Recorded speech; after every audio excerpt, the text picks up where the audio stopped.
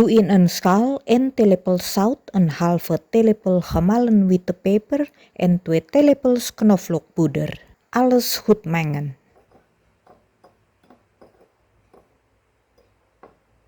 Snijd 2 lente uien in ringen.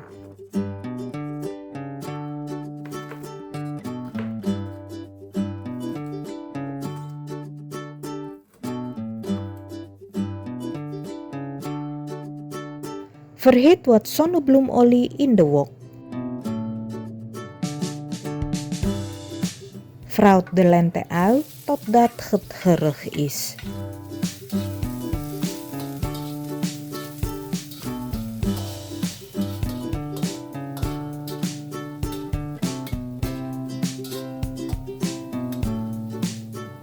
Voeg 2 eieren toe en roerbak deze totdat ze gaar zijn.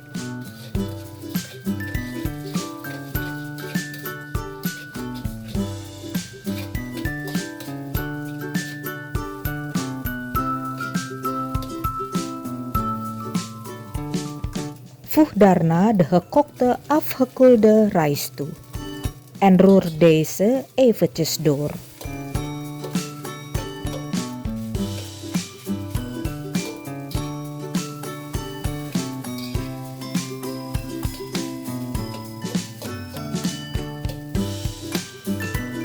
Doe de smaakmakers erbij en optioneel wat gesneden rawitpepers. Meng alles goed door elkaar.